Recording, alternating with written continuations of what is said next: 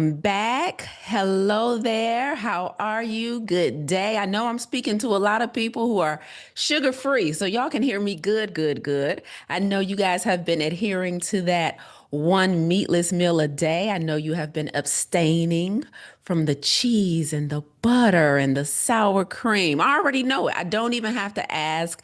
I already know it. It's only a week. It's only like what's a week, right? So welcome into all of our sugar-free participants, all of our dairy-free participants. Welcome back. We are on day 5. We are on day 5. We're in the fourth quarter. We're in the fourth quarter of this series. We're in the fourth quarter of the year. It's a good time. So if y'all ready to have a good time, throw me an emoji in the chat that's representing how you feel about being sugar-free, dairy-free, one plant-based meal a day, getting all of this phenomenal content. Drop them in the chat for me. Let me just see where your head is at. This is just like a check-in. Like, let me see how y'all doing. What's going on? Come on, smiles. Y'all better heart it up. Y'all better heart it up. I love it. Trophies. Come on now. Represent in the chat. Where are we with dairy free, sugar free, one plant based meal a day? Like, I know y'all feeling good. I know the mental clarity is popping at this point. Who's been getting the divine downloads at this point? Like, who's been sitting with themselves and thinking through some things at this point? Like, who's been pushing past cravings and not allowing food to have more control over them than they have over it? I'm just asking questions. I'm just trying to see where y'all head is at. Like, who's been taking back their control? Like, you know what? Sugar, you don't have power over me anymore. Like, you know what? Coffee creamer, you don't have power over me anymore. Like, you know what? Cheese, you don't have power over me anymore. We're taking back our power. We are taking back our power. And I am so proud of you guys. Let's get into some Q&A to kick this thing off. I told you guys today was the day. Like, a lot of magic is about to happen today. A lot of magic is about to happen today. So I want to kick this thing off and I want to jump straight. I want to jump straight into review and reflections. So I want to park here for a little bit as we talk about this eating. I want to revisit this. I know this series is focused on stress, but I want to talk about the eating. I want to talk about how's it been going, any challenges you've been having, any questions I can answer for you about sugar, dairy, meat products, like what's going on. So let's talk about it. Get your hands up or drop questions or comments in the chat, and let's just make sure you have the information you need to keep the party going, to keep the party going. Let's see. Shout out to Erica, says no sugar, bought a nut milk maker, drinking mushroom coffee. She done listen to the podcast, y'all. Mushroom based, Erica. I love it. Dairy-free creamer, no meat all week. Let's go. Come on, Erica. You better set the example. You better set the example. I love it. Excellent. Now, I don't think I told you guys, like, we haven't really been talking about food a lot this week as we've been focusing on the stress, but I'm a super minimalist in the kitchen. Like, I'm a minimalist in the kitchen. So as a plant-based vegan, one of the things that can be sometimes a little intimidating about this lifestyle is that sometimes if we're looking up recipes or we see influencers online, they are usually making some sophisticated recipes. They have all of these cool gadgets, and it can be really intimidating because sometimes it leads us to believe that we have to be really sophisticated to eat meatless meals. Just put me in the chat if you've ever seen like people with recipe books and they're making meat out of mushrooms and they're making all of these things. They're making their own nut milk. Shout out to y'all. Put me in the chat if you've ever been intimidated by plant-based recipes, plant-based meals, and it made you kind of feel like, I have no idea. I have no idea how to do that. It looks way too challenging. I don't even know what that gadget is in their kitchen. Okay. Somebody, me. Y'all know y'all warming up. Okay. So let me tell you something about me and my plant-based lifestyle, y'all. I am a minimalist 100% throughout my entire life, not just in the kitchen. Like I am a minimalist in my home. I'm a minimalist in my relationships. Like I like just like bare necessities. What do we need? I don't want overconsumption. I don't want to stockpile a lot of stuff. I don't want stuff in stores. Like there's a place for everything and everything in its place. Matter of fact, me and Dee Dee might be first cousins. We both from Detroit. I know Dee Dee is known for being clean and liking everything in its place. And every time I hear that, I'm like, yep, that's me. That's me. Right. And so I'm a minimalist when it comes to my diet. So let me free some of you guys. Did you know? Did you know that in order to live a plant based lifestyle, you do not have to have a food processor, a rice maker? You do not have to have a juicer. You do not have to have a slow cooker. Like, you do not need all of these fancy gadgets to successfully live this lifestyle. Guys, I have three things in my kitchen. I have a blender, I have a pot, and I have a pan. Now that might sound crazy, but I promise you, I don't even have a whole set. You know how pots come in sets? You got the small pot, the tiny pot, the big pot for soups, then you got the small pan, then you got the bigger pan. I don't have any of that stuff. Like I'm super bare. I have four plates. I have about four bowls.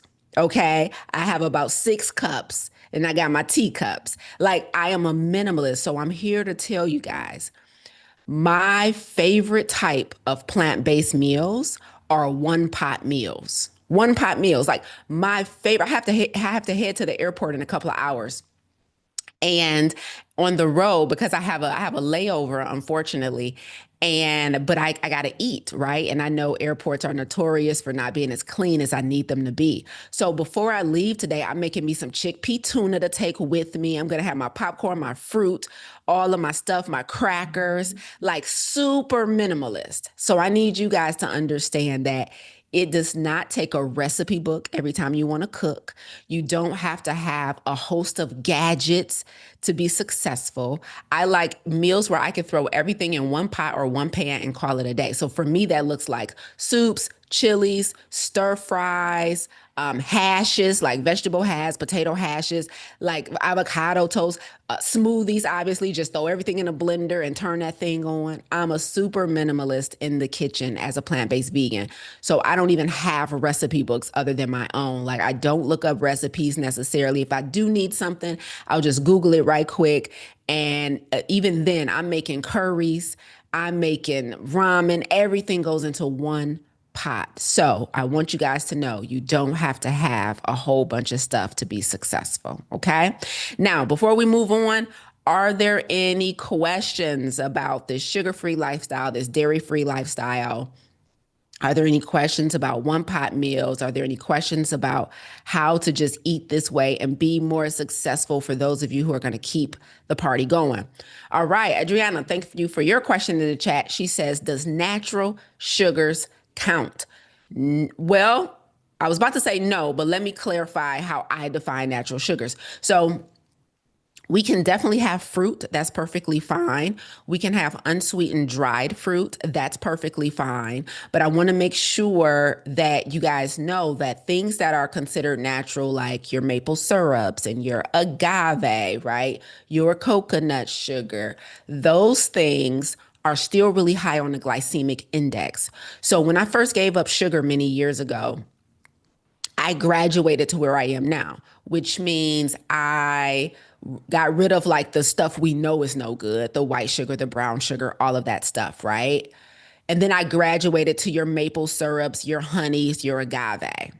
Now I don't even consume maple syrup, honey, or agave because it's too sweet for me. It's just too sweet. I've dropped my tolerance so low that I can't even tolerate that. But the other part to understand is that it's still high on the glycemic index, which means honey, maple syrup, agave, or whatever other natural sweetener, they don't have any fiber in them, which means when you eat them, you're still going to release that insulin. Your pancreas is still going to release that insulin.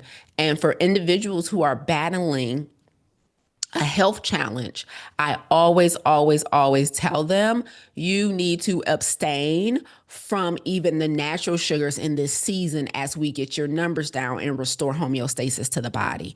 So I would say if you're talking about natural sweeteners like honey, then right now, abstain, especially if you're dealing with something like memory loss or Alzheimer's or dementia or type 2 diabetes. Like all of that stuff is still going to trigger a reaction where your insulin is going to spike as a result of consuming it. So we want to be have a season of abstinence, and once our tolerance drops and we heal the body and the mind, then we can introduce minimal amounts of those natural sugars. So I hope that answers your question.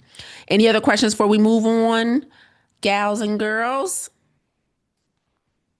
Okay.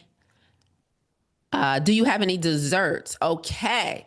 So, um, yes, all the time. So, what I was just actually telling the team before we went live is no sugar doesn't mean nothing sweet, right? So the fact that I don't eat refined sugar, I don't want you guys to hear that I don't eat anything sweet. That is not the same thing. Sometimes when people hear you don't eat sugar, they hear you never have anything sweet, and that's not the same. I don't eat refined processed sugars. So for example, my banana bread in the recipe book, I make that. And because my tolerance is so low for sweetness, I just put really ripe bananas, when they start turning brown and in the recipe, and that's good enough for me. But you can also add a little, like some dates in there to increase the sweetness if you need to. And then I was telling the team too that I make like these turtle things that's like a date with a pecan or walnut, your choice, drizzle with peanut butter, drizzle with unsweetened chocolate. It is the perfect, it's like a turtle, right? So delicious. And then my smoothie bowls always hit the spot. So if I really want something like cold and sweet, I'll make a smoothie bowl, and then I'll have my homemade granola on top and my nuts and seeds and a banana on top. Or I'll go to a smoothie spot and buy a smoothie bowl too. And so there's a lot of options and then I make homemade granola too. That's always yummy. So there's options for sweetness. So it doesn't mean that I don't eat sugar, doesn't mean I never have anything sweet. And let me tell you one more thing before we move on. The fact that you still have a sweet tooth doesn't mean that you still have a sugar addiction. So sometimes some of my students come and say, Coach, I gave up the sugar, but I still crave sweetness. And they think that that's a problem. You're going to crave sweetness for the rest of your life. Like it's natural to crave sweetness. The absence of a sweet tooth is not an indicator that you've beat sugar. The indicator that you've beat sugar is what you do when the sweet tooth hits. So it's not that I crave something sweet that's a problem. It is, what do I do when I crave something sweet? Right. And so I want to make sure you guys understand the difference. It's okay to crave something sweet. I still crave sweetness, even though I don't eat refined sugar, but I still eat sweet things that are within my protocol, right? And so nothing that's going to compromise my recall, my memory, inflammation in the body, dehydration, all the things that sugar does, clog the arteries. Okay. So I want to make sure you guys know that. Hey, thank you for the support in the chat, dropping the link to the recipe book. All right. So there were no other questions. So let's move on. All right. So you guys are phenomenal. Let's get into the lesson for today. We got some good stuff the on the agenda for today. I was studying. I was doing my studying, my continuing education. I study every week, just study the science, study everything. And so there's a doctor by the name of Robert Lustig and Luswig, and I was listening to him just talk about sugar, and he said something so cool that I thought I would share with you guys. He's a really, really, really big advocate in not having any refined sugar. And he said, when you're buying food, if it has a label, it's a warning label. If it has a label, it's a warning label. So what that means is, number one, what we teach to our students is the about 80 to 90% of your diet should be label free. That means you're eating food where there's no label to read, right? That's like eating a banana, right? Or eating some lentils, or, eating some plants. There's no label. Like when you buy spinach, when you buy kale, when you buy fruit, when you buy sweet potatoes, there's no label, right? So we don't even know how many calories are in it. So the majority of our diet should be label free. And so I really like this quote that if it has a label, it's a warning label, meaning turn that thing over, look in the ingredients, because they're warning you, here's what we put in here.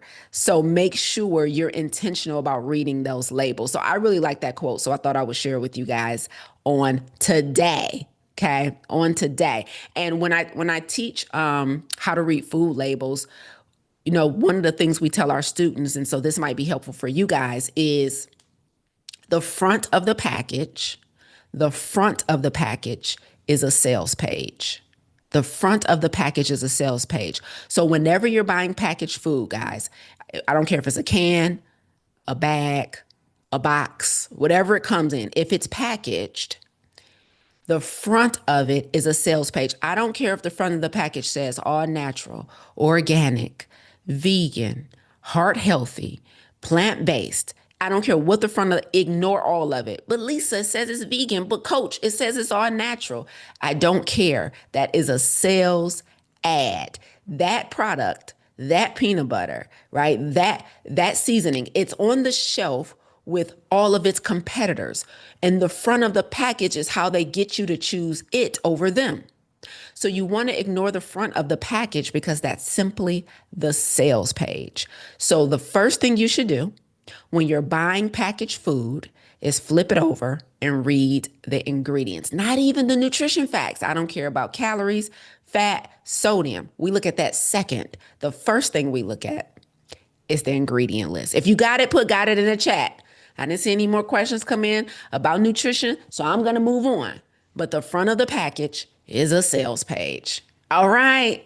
All right. I thought y'all was going to bombard me with questions about nutrition. All right. Well, I just wanted to hold space for it today. Let's get back on the stress train. Let's get back on the stress train. Thank y'all for getting it. Excellent. Okay. So, man. So, I made y'all a promise, and I really, really, really, really am big on integrity, right? So much so that it's one of our 6 core values at my company. Every week in my team meeting on Tuesday mornings with my team, we recite the core values. And one of them is we live with integrity. So on last Saturday, for our kickoff for this week-long health series, when I spoke at Apoc, when I spoke at the church in person, I promised you guys that I was going to teach you how to slay giants. I don't know who was there or who watched it. Who remembers? Put slay in the chat if you remember. On Saturday, I told you guys I would teach you how to slay giants. I told you, get ready. This week is all about slaying giants. So I'm about to keep that promise to you right now. This is arguably one of the most important lessons that we have this week, because yesterday I started breaking down her method for eliminating chronic stress. But today I'm going to teach you the roadblocks that stops people from being successful. So what I'm about to reveal to you are 3 giants.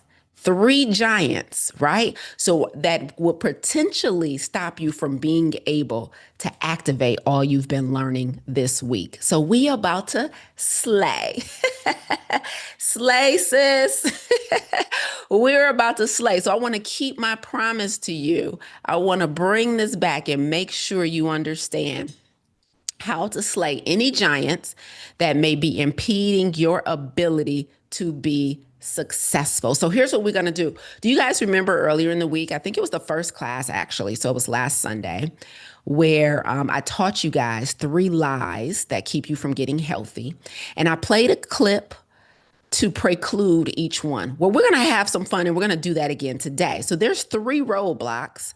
There's 3 roadblocks that may potentially hinder your ability to execute on eliminating chronic stress. And I'm going to play a clip for each one and see if you can guess what the roadblock is. Okay. Before I do that, let me review. So, yesterday, I told you that the H.E.R method for eliminating chronic stress, the H was heal the body and the mind, and the E was create a exit, enter, or engagement strategy. Exit, enter, or engagement strategy. Let's review what that look like really quickly. So, exit strategy is for something or a circumstance in your life that you'd like to stop completely. I no longer want this weight on me. I no longer want this disease. I no longer want this relationship. I no longer want this debt, right? I no longer want this pain from something I experienced years ago, right? I want to heal. Okay. So an exit strategy is for something or a circumstance in your life that you want to stop. Then I told you the second method you might need is an enter strategy for something that you want to start. I want to be an author. I want to be an entrepreneur. I want to be in a blissful relationship. I want to be completely healed. I want optimal health. I want financial freedom, right? I want to become a parent. I'm ready to have kids. What are you trying to enter into? Okay.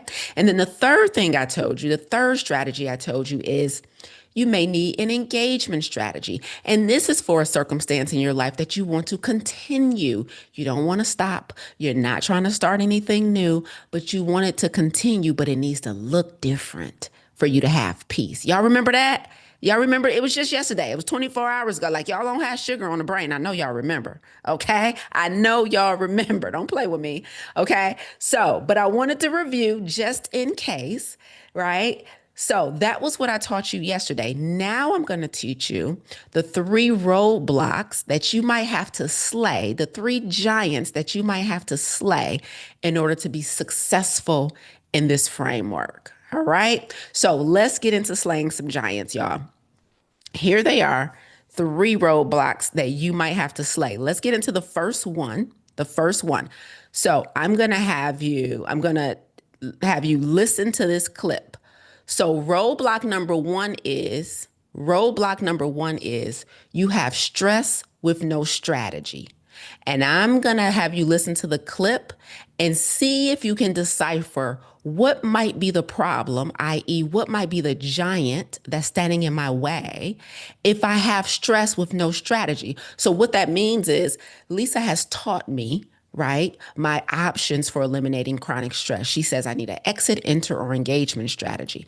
Now, I've learned that. However, I am not creating the strategy. I don't have the strategy. I understand I need a strategy, but I can't seem to figure it out. I can't seem to get those steps together. What might be the roadblock if I have stress with no strategy? Okay, let's listen to this clip. Let's listen to this clip and see if we can figure it out together. I'm going to stop and restart sharing just to make sure we got the audio super tight. And now I want you guys to listen to this clip and tell me what may be the giant if you have stress with no strategy. Here we go. What if I told you you don't have a discipline or consistency issue, you have a belief issue? Now, there's a difference between believing it's possible and believing that it'll happen. Y'all know how we jokingly say, God, I see what you've done for others. That's us admitting that we know it's possible. However, when you believe it'll happen, you start making decisions. That's what it means to decide. It actually means to kill off all other options. See, when you only believe it's possible, but you don't believe that it'll happen, you don't make decisions. You stay in the messy middle. You keep a plan B. You have your just in case bag packed. But when you believe it'll happen, you start being decisive. You start making firm decisions. You start choosing one thing over the other. So, if you want to solve your consistency and discipline issue, start making decisions and acting like it's going to happen and not just that it's possible. Okay, what's y'all guesses? What's y'all guesses? What's the first giant we need to slay if you have stress with no strategy? Stress with no strategy. And do I need to play it again? We can run it back. Oh, well, no, look like y'all got it. Come on, scholars. Man, I love a good sugar-free group, honey. I love a good sugar-free group. Listen, roadblock number one, Lisa has taught me the framework, but I can't activate it. I have stress with no strategy. Some of y'all got it in the chat. That means you have a decision-making problem. You have a decision making problem. It is impossible. It is impossible to curate an exit, enter, or engagement strategy if you're not making decisions about what you want. Because the only way you can formulate a strategy is you need a North Star. You need a North Star. And you cannot do that if you're not decisive. So I know I don't want to be at this job anymore. That was me. Remember years ago, I told you guys I was at my 9 to 5 as a social worker. It wasn't doing it for me. I knew I wanted it out, but I could not curate my exit strategy if I didn't decide what I wanted instead. It's not enough to just know I don't want to be where I am. I also have to know where I want to go. And because we got options, because God has given us free will, sometimes many of us, we get stuck in this gray area of indecisiveness. If that's you, put me in the chat. If indecisiveness is the giant you need to slay, put me in the chat. Put me in the chat because I'm telling you right now, everything I've been teaching you will not work if you aren't making decisions. Decisions. So some of you need to slay the giant of indecisiveness. What do I want instead of this current circumstance? It's not enough to just know that I don't want to be where I am. We have to make decisions. And let me tell you something. When I teach business, so I teach individuals how to start their own coaching company, right? And one of the very first things we do when we are setting individuals up is we tell them you have to select a specialization. So if you want to be a health coach like me, you have to decide what you want to specialize in, right? You have to decide. And that is one of the hardest things for a lot of our students to do, y'all, because we make them decide on their specialization based on their own transformation. And so I'll say, well, what kind of health transformation have you had? Was it weight loss? Did you reverse diabetes? Did you put cancer in remission? Did you improve your fertility and have a baby after trying for so long? Because that is what you should help other people do. But sometimes they say, Coach, I've had like 4 different things. I actually lost 50 pounds and I was pre-diabetic and I got off of cholesterol medication and I did this. And they're like, I don't know what to choose. And do you know what happens? They delay launching their business because they can't decide. I can't take you any further until we decide on a specialization. So I'm telling you guys that it's going to be very challenging to eliminate chronic stress if you have a giant of indecision. If you are scared to make decisions, if you are so scared of making the wrong decision that you just don't make any decisions, that is the giant you need to slay first. We cannot eliminate chronic stress if we are not deciding what we want to do instead. You know the relationship is not perfect, but you don't know if you want in or if you want out. You gotta decide, guys. And very often, the decisions are not life and death. So make a decision. Let's try it out. And if we need to pivot or make an adjustment, we will. But some of you guys are going to have to slay the giant of indecision before you can move forward. Y'all ready for roadblock number 2? Roadblock number 2. Okay. So the first was stress with no strategy. But what if you're like, nope, coach, I know exactly what I want. I'm super clear on where I want to go. I have a North Star. So I actually have a strategy. I know how I'm going to get from here to there. Roadblock number 2 is I have a strategy with no execution. I have a strategy with no execution. So I know where I want to go. So that means I was able to do my due diligence, do my research, do my critical thinking. I was able to talk to somebody who is already there and get some insight from them on what I should do. So I have a strategy, coach. but I'm not executing. I'm not executing. Y'all ready for this clip? Listen to this clip and tell me what the giant may be if you have a strategy with no execution. You have a strategy with no execution. Let's listen to this clip and let's figure out what it is. This one is audio only. What's up, guys? And welcome back to the Black Friday 60-second tip of the week. I heard a quote recently that knocked me off my feet, and it said, successful people don't have something you lack, they lack something you have. Again, successful people don't have something you lack, they lack something you have. So what's keeping you from being successful is worry, is fear, is doubt. It's a lack mindset. It's an inferiority complex. It's insecurities. Successful people don't have something you lack. They lack something you have. And it doesn't mean they don't have some of those things, but they don't dominate their decision making. So it's not saying that we never worry. It's not saying that we're never fearful. It's not saying that we never have doubts that might creep in, but they are not allowed to stay. They come and they're evicted just as quickly.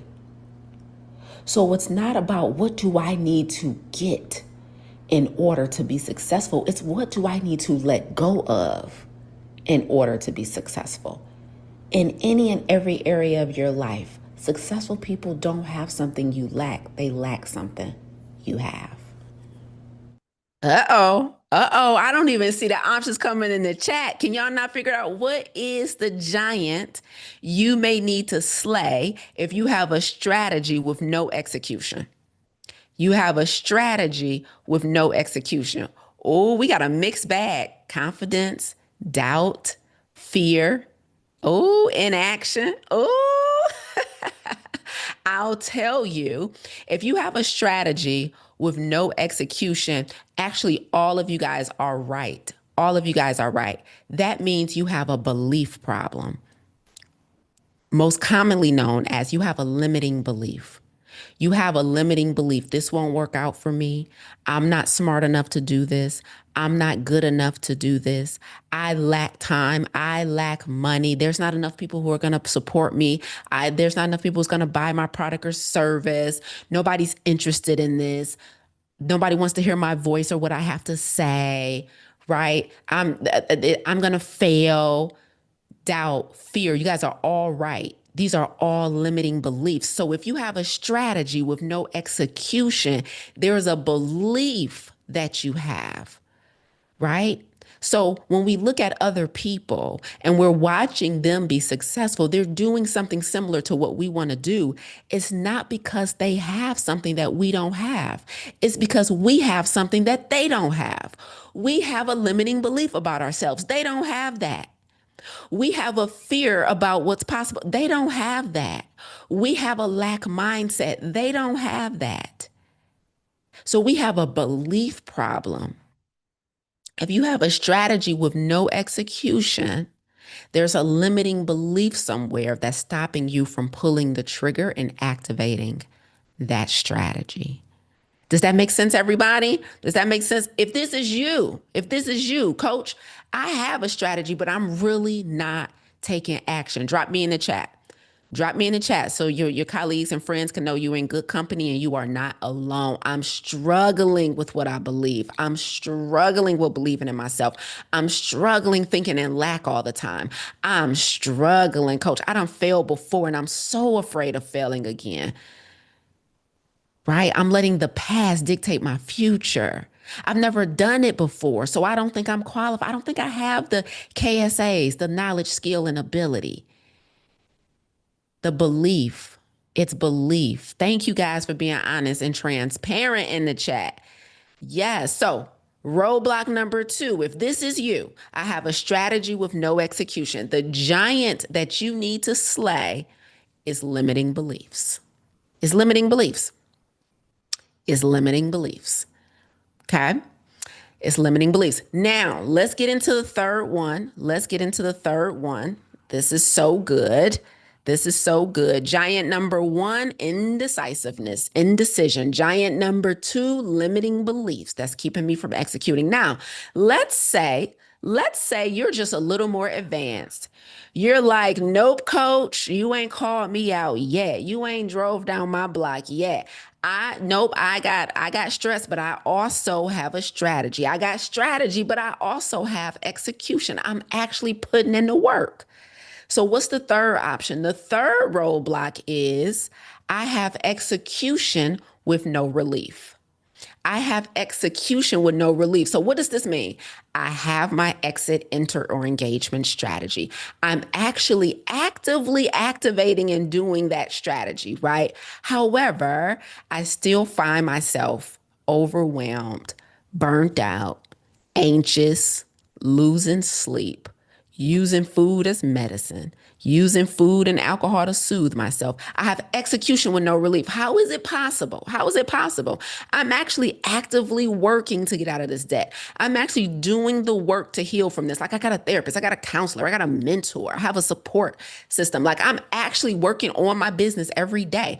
What is the issue? Why do I feel still? Why do I still feel this angst and this anxiety and this pressure? Well, let's listen to this clip and see if we can figure it out. All right, y'all ready? Let's listen for giant number three. I have execution with no relief. Let's see what it could be. If you want to strengthen your faith muscle, guys, you have to give it something to lift. I was recently in a private coaching session with a client, and she was saying that she realizes that now is the time for her to start putting some real work in. And I said, okay, well, first thing we need to do is get crystal clear on what you want. And I said, what do you want? What do you desire? And she said, I'm not sure what I want. And I said, is it true that you're just completely unsure of what you desire? Or are you not giving yourself permission to admit what you really want because you don't see how it's possible? And she confessed that that was the case. It's not that she didn't have any idea about what she wanted. She was just not giving herself permission to desire it. She wasn't giving herself permission to say it out loud. She wasn't giving herself permission to daydream about it. And she said, I know I need to work on my faith muscle. And I said, well, did you know that the main way that you work on your faith muscle is by giving it something to lift? If you only decide to desire things that are well within your means and within your might, you don't give the space for God to be God. In order for your faith muscle to be stronger, you have to dream past and bigger what you can do well within your own means. Give your faith something to lift. We strengthen a muscle by lifting heavier weight. If you want to strengthen your faith muscle, be bold enough to say what you really want and not just. What's the answer? What's the third giant, y'all? What's the third giant? I have execution with no relief. I'm gonna wait. I'm gonna wait and see what y'all say. Execution with no relief. Oh, oh, okay. Look like we agree on this one. We agree on this one. Amen. Good job, y'all. So, if we have execution with no relief, the third giant that you may need to slay is you have a faith problem. You have a faith problem, right? So you're not allowing God to be God. You're still trying to control every part of the mechanism. You still trying to control every part of the strategy. So how is it possible? How is it possible that God, I'm doing everything all the smart people told me to do? Right. I'm sitting down. I'm critical thinking. I'm getting rid of this concept of stress management and leaning into chronic stress elimination. Coach Lisa said, I need a strategy. I put together a strategy. I know faith without works is dead. So I really need to get to work. But it turns out my issue is not faith without works. My issue is works without faith. Ooh. Works without faith. Y'all know faith ain't automatic. Did you know that? Did you know you can go to Saturday service? You can go to Bible study. Did you know you can read your scripture? Did you know you could pray on a regular basis and still not have faith? Did y'all know that? Did y'all know faith was a muscle that you actually have to put weight on for it to grow? That means you have to activate the strategy. You have to do your part, and then you got to hand it over. If you are still laying in bed at night staring at the ceiling, anxious, worried, doubting, fearful, you might have a faith problem. Your giant might be faith. So let's review. What giant do you need to slay? Is it stress with no strategy? You got an indecision problem. Is it strategy with no execution? You have a belief problem. Is it execution with no relief? You might have a faith problem. If faith is your issue, put me in the chat. Put me in the chat. Let's just make sure we know we're in good company. We're not all alone. And we're going to conquer this together. I have execution with no relief. I'm still feeling the pressure, right? That's a faith problem, y'all. That's a faith problem. So pick your giant, and let's begin to slay it. Now, don't think I'm not going to teach you how to slay. I told you I was going to train you how to slay giant. All I just did was reveal the giant to you. But now, in these last few moments, I'm going to teach you how to slay it. So one more time, somebody put slay in the chat. Teach me, coach. Teach me. Put slay in the chat. Put slay in the chat. Come on now. Come on now. Come on now. We fully active, y'all. It's only day 5. Y'all sugar free. The engagement should be high. The excitement should be high, right? We here. We about to get it. Okay, so let's look at this.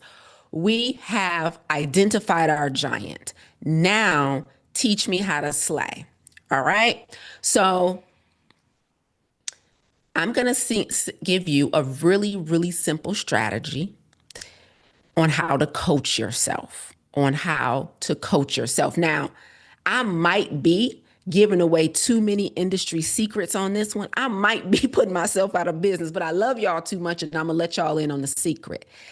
As a coach, one of the ways we help people get unstuck is we have mastered the art of asking questions, right? We've mastered the art of asking questions. So when someone comes to me with an issue, whether it be indecisiveness or limiting belief or faith issue, one of the ways I help them to get to the root of what's really going on is I mastered the art of asking questions. And not even, the questions don't even got to be deep, y'all. The questions don't even have to be sophisticated. As a matter of fact, I'm talking one word questions. Can anybody guess what that word may be? What's one word question that I use all the time to help individuals get to the bottom of the issue? There you go. Why? Why? So listen, what I'm going to teach you how to do is slay your giant just by asking yourself one question, right? Now, the trick is most of us stop asking the question too soon, way too soon. So I call this process excavation. I call this process excavation because you got to dig deep, baby. You got to dig deep. So listen to this. We're not going to ask ourselves why one time. We're not going to ask ourselves why 2 times. We're not going to ask ourselves why 4 times. We're going to ask ourselves why at least 6 to 7 times. This is called excavation. If y'all want to see an example, say, show me. If y'all want to see an example, say, show me, coach. Show me. So I'm about to read to you guys a conversation. I'm going to read to you guys a conversation, a real conversation that I had with a client so that we could excavate her limiting belief. All right. So watch this. I put it up on the screen for you so you can just read along with me. All right. All right. Show me, coach. All right. Got it. I got my instructions. So watch this. This is the last bit we have to do for today. And then I want you guys to get any questions or comments, or at least your biggest takeaway from today, ready to share. So I'm about to teach you. This is how you begin the process of slaying your giant. We have to start with excavation, and that means asking ourselves why over and over again. Let me show you how this went with a client. The conversation is coming up on the screen. So we're going to call her Jane, right? Jane Doe. We're going to call her Jane.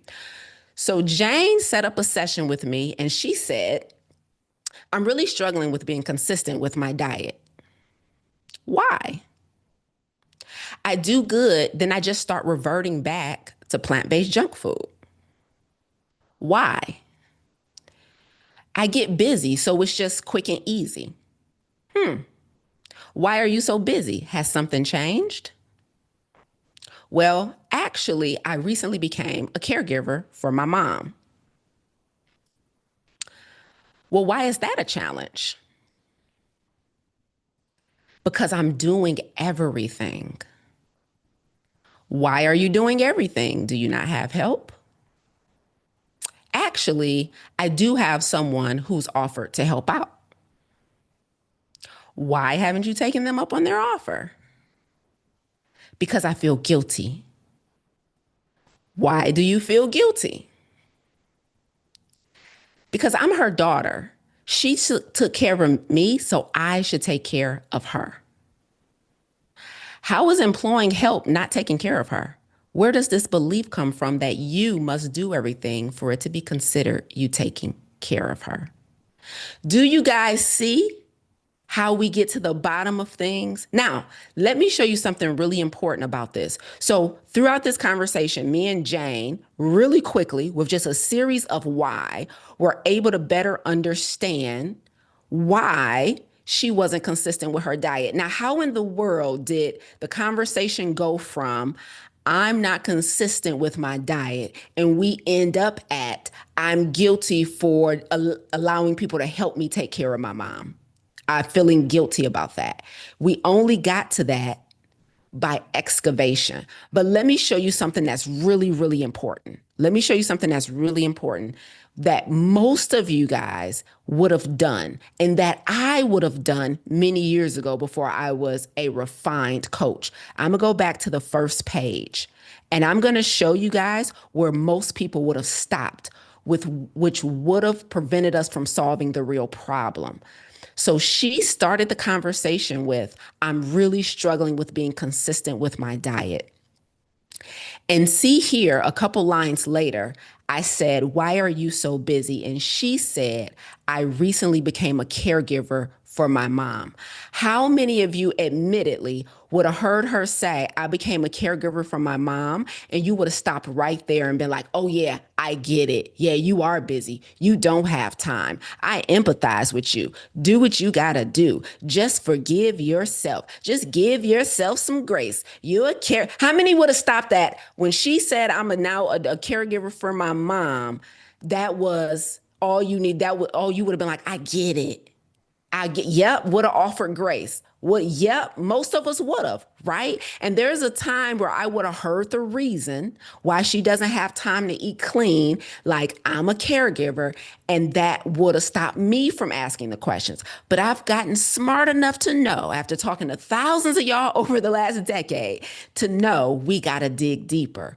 It's not that you're a caregiver. That's not the real reason why you're inconsistent with your diet. The real reason is I actually am not activating all the support I have access to because I have a limiting belief that tells me being a caregiver for my mom looks like me doing everything because she did everything for me.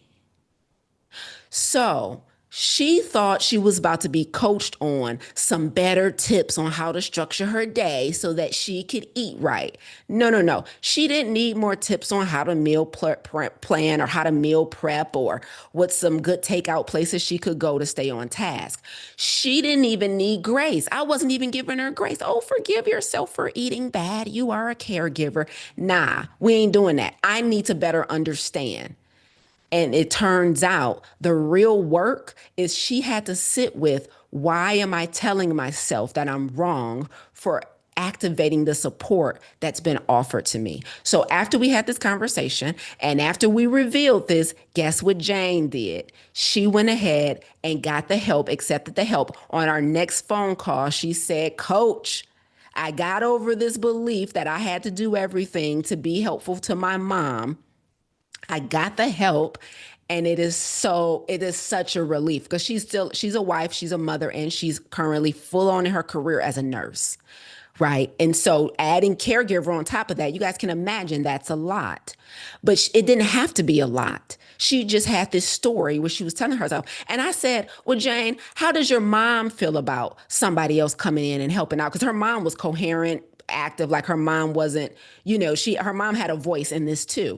And she said, I actually talked to my mom about it like you suggested, and she's perfectly fine with it. She would love for somebody to come and help her run her errands during the day while I'm at work instead of just waiting for me to get off. I said, let me get this straight, Jane. Your mom want more help too? And it's just your limiting belief about what needs to happen that's messing up everything. And she like, yeah, turns out.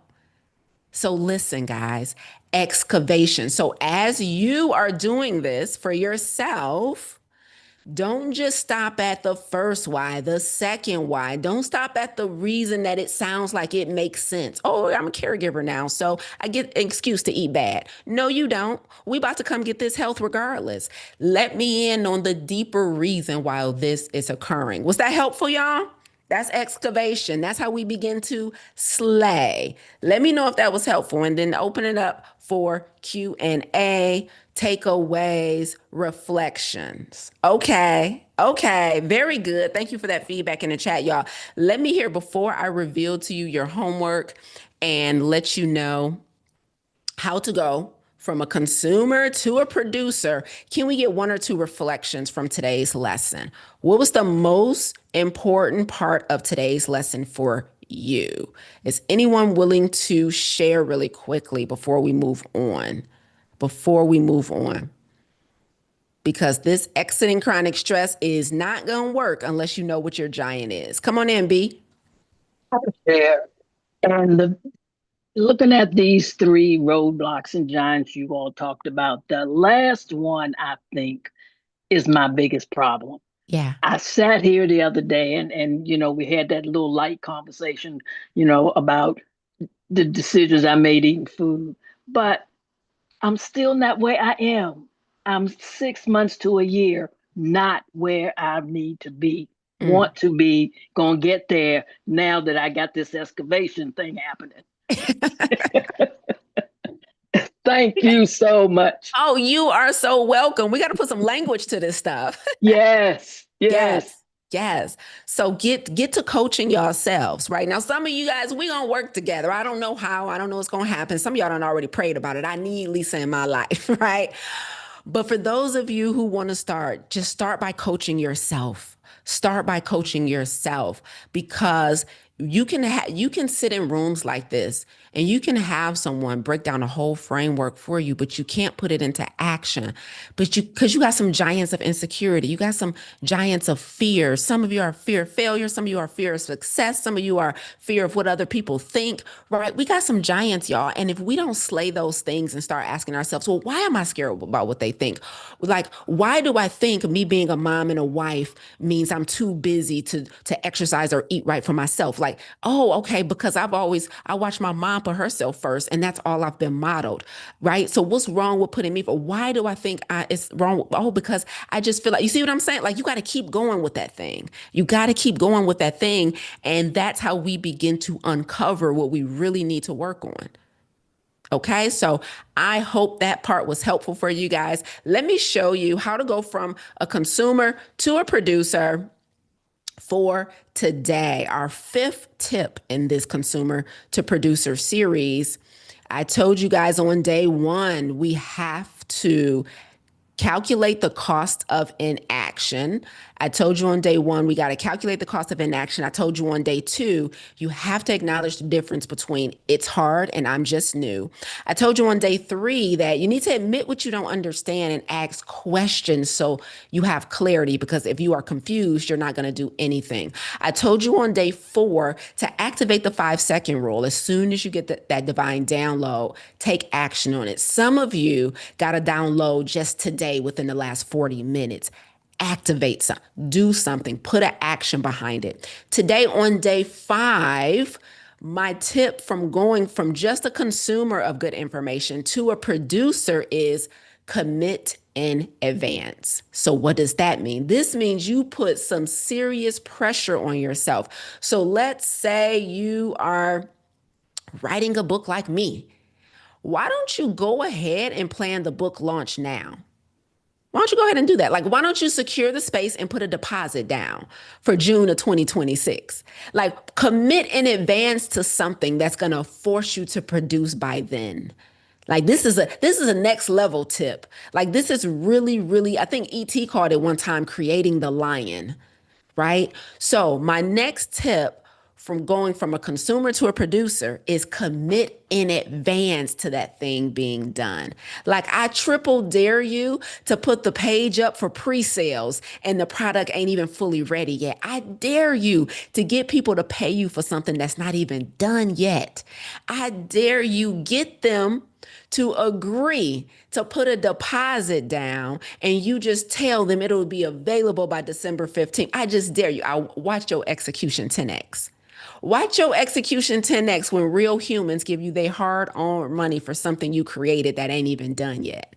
I bet you would take it to the next level. Then commit in advance. Commit in advance, and it will change the game. Okay. All right. Let's get into homework really quickly. And if there's any more questions, we'll be able to take one or two more. But here's your homework.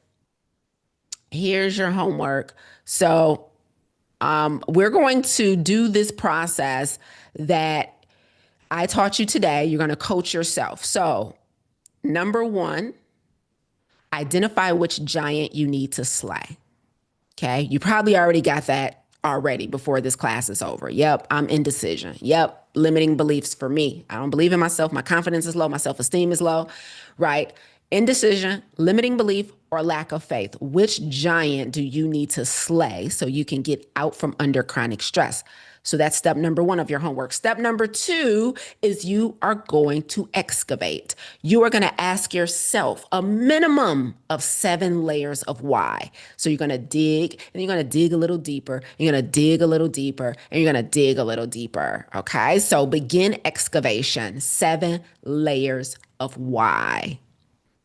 And then finally, you're going to name what comes up. You're going to own it and you're going to name it. Oh, okay. I have a perfectionist problem. Oh, I have a fear of rejection. That's what this boils down to. Like, what's really under the surface as you excavate? What's really under the surface? Okay? So you're going to name it and you're going to own whatever comes up. Right? I have lack. I have lack in me. I grew up with not having much and I don't know how to spend money because I'm just afraid of going broke. I don't know how to invest myself because I just feel like I'm wrong for that and everything should go towards other people. Like, get to the bottom of it. Name it and own it. Y'all got the homework? Y'all got it? Take a screenshot of this if you need to before I stop sharing. Okay. Very good. Excellent. Excellent. Beautiful. Okay, last call. Questions, comments, or takeaways? One more reflection. One more reflection before we hop off. Anyone have one more reflection or comment or clarity? Come on in, Deja. Good afternoon. Hey.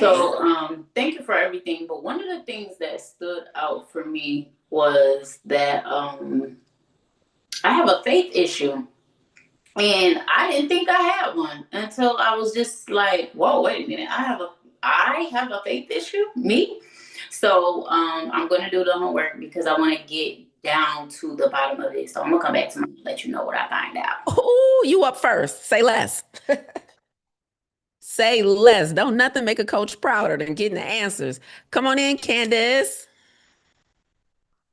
Hey, Lisa. Hey, Candice. Another great session, great information.